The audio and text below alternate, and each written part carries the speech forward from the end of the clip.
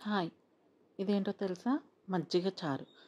మీకు already తెలిసుంటే okay. తెలియకపోతే మాత్రం ఇలా రెసిపీ మొత్తం చెప్తున్నాను చూడండి.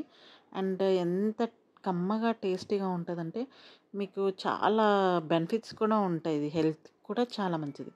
రండి ఎలా చేయాలో చూద్దాం. మీకు పెరుగు ఆల్రెడీ చాలా పెరుగు మిగిలిపోయి ఉన్నా, లేదు ఫ్రెష్‌గా ఉన్నా ఎలా అయినా పర్వాలేదు. కొంచెం ఎక్కువ ఉన్న పెరుగుని చేసుకోవాలనుకున్నా కూడా చేసుకోవచ్చు. ఏ టైప్ అయినా పర్వాలేదని పెరుగుని అలా ఎక్కువ ఉన్న పెరుగుని కొంచెం తీసేసుకొని, కొంచెం ఉన్న పెరుగులో చేసుకోవడం బెటర్.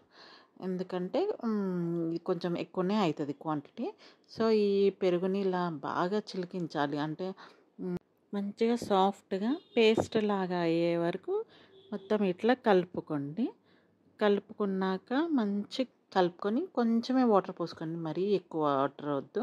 ఒకవేళ ఇంట్లో ఎక్కువ ఉంటే మాత్రం వాటర్ ఎక్కువ వేసేసుకోండి. దాంట్లోనే కొంచెం సాల్ట్ వేసేసుకొని మంచిగా కలిపేసుకోండి. దీనికి తాలింపుకి కావాల్సింది మనకి ఆనియన్, పచ్చిమిర్చి, కరివేపాకు సరిపోతుంది. అన్నము, కూర అన్నం ఒకటే ఉండి కూర కూడా ఏం లేకపోయినప్పుడు కూడా ఇది బాగుంటుంది ఇలా చేసుకొని తింటే.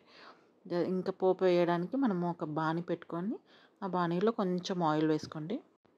అది వేడి అయ్యాక మనం పోపు దినుసులు ఉంటాయి కదా, ఆవాలు, జీలకర్ర అండ్ పసుపు, కొంచెం చిటికెడు పసుపు వేసుకొని కట్ చేసి పెట్టుకున్న ఆనియన్స్, పచ్చిమిర్చి అండ్ కరివేపాకు, ఇవి 3 మెయిన్ ఇంపార్టెంట్. అంతే. ఈ తాలింపు ఎట్లా వేసుకుంటామో ఈ దానికి కూడా తాలింపు అంతే సేమ్. అసలు ఇక మనకి ఇంట్లో కర్రీ కూడా అవసరం లేదు. దీంతోనే అన్నం కూడా తినేయచ్చు అనమాట. కొంచెం సాఫ్ట్నెస్ కావాలంటే ఉప్పు వేసేసుకోండి వాటిలో. వెయ్యండి, ఎందుకంటే కొంచెం టేస్ట్ బాగుంటుంది. అంటే సాఫ్ట్గా కొంచెం సాఫ్ట్ అవుతుంది. మనం ఆల్రెడీ కలిపి పెట్టుకున్న పెరుగు ఉంది కదా, ఆ పెరుగులోకి ఈ తాలింపు వేసుకోవడం అంతే. ఈజీ. అసలు ఎవరు చేసుకోలేరు చెప్పండి. చాలా అంటే చాలా ఈజీ.